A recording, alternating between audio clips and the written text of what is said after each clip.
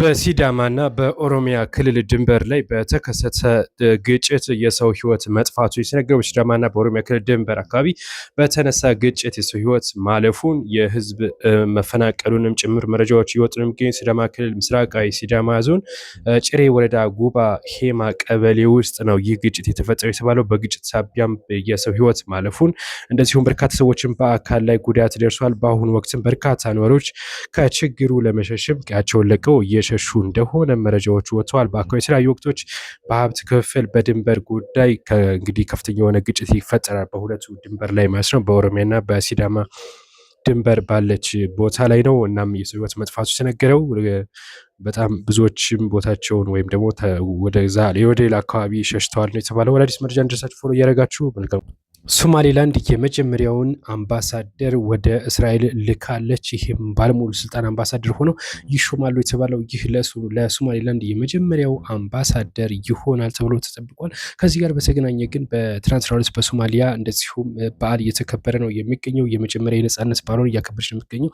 በእስራኤል የሀገርነት እውቅና ከባለፈው ታህሳስ ላይ ከተሰጠች በኋላ ለመጀመሪያ ጊዜ የሀገርነት እውቅና ማግኘቷን አስመልክቶ ነጻነት በዓሏን አክብራለች። ነገር ግን ከዚህ ጋር ለየት ያለው ጉዳይ በዚህ በዓሉ በሚከበረበት ወቅት የጋዛን ወይም ደግሞ የፍልስጤምን ባንዲራ ይዘው በርካቶች ተቃውሞ ሲያቀርቡ ነበር በእስራኤል ላይ ማለት ነው።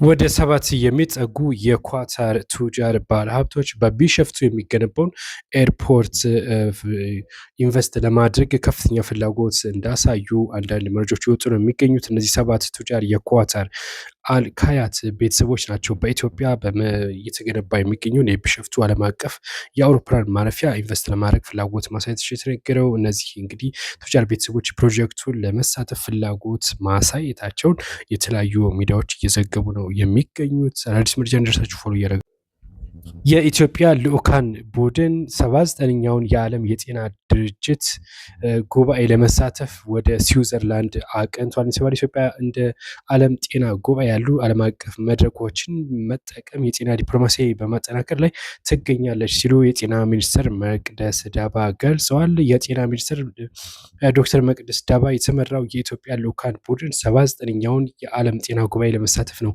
ወደ ስዊዘርላንድ እያቀናው የተባለው። እንግዲህ መቅደስ ዳባ ማለች በርካቶችም ነው ወደዛ ቀኑት። የኢትዮጵያ የዓለም የጤና ድርጅት አባል ሀገር እንደመሆኗ በጉባኤው በሚነሱ ውሳኔዎች ላይ ቀጣይ ስራዎች የራሷን ድርሻ እንድትወጣም እናደርጋለን ሲሉ መቅደስ ዳባ ኢትዮጵያውያን አሸንፈዋል። በዓለም አቀፍ የታዳጊዎች የሮቦቲክስ ውድድር ነበር እና በዚህ ውድድር ላይም ኢትዮጵያውያን ማሸነፋቸው የተነገረው። የኢትዮጵያ ታዳጊዎች ልዑክ በዓለም አቀፍ ታዳጊዎች የሮቦቲክስ እና የሰው ሰራሽ አስተውሎት ሻምፒዮና በመሳተፍ በህዝብ ምርጫ ሽልማት ዘርፍ አንደኛ በመሆን ማሸነፋቸው የተነገረው።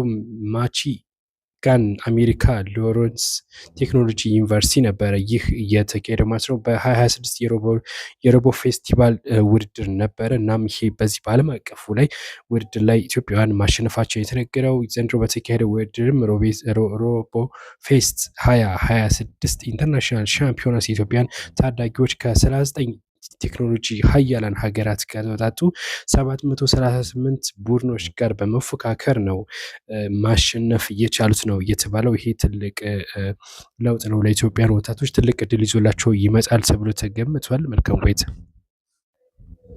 ጀነራል ሳሞራ የኑስ የህወሓትን ወደ ስልጣን መምጣት በከፍተኛ ሁኔታ ተቃውሟል የተባለው ወደ ስልጣን እንዲመለስ ከተባለው ውሳኔ ጀርባ ያሉት 100 የማይሞሉ ሰዎች ናቸው ሲሉ ገልጿል። የቀድሞ የኢትዮጵያ መከላከያ ሰራዊት ሹም ኢታማዦር ሹም ጀነራል ሳሞራ የኑስ የትግራይ ክልል ህወሓት ተመልሶ ወደ ስልጣን መምጣቱን በከፍተኛ ሁኔታ ነው እየተቹት። እንግዲህ ከሳምንታት በፊት መመለሱ ይታወቃል። ሳሞራ አክለው የትግራይ ህዝብ የህዝባዊ ወያኔ ሓርነት ትግራይ ህወሓት የግል ንብረት ስለሆነ በፓርቲው ታግቶ መቀመጥ የለበትም ሲሉ ነው ተቃውሟቸውን የገለጹት። እናም ከዚህ ድርጅት መላቀቅ አለበት ሲሉ እንግዲህ ጠንከር ያለ መልእክት አስተላልፈዋል። 100 የማይሞሉ ሰዎች ክልሉን እያሽከረከሩትና እየተጫወቱበት የግል ንብረታቸው አድርገው መኖር የለባቸውም የሚል ትችታቸውን አቅርበዋል።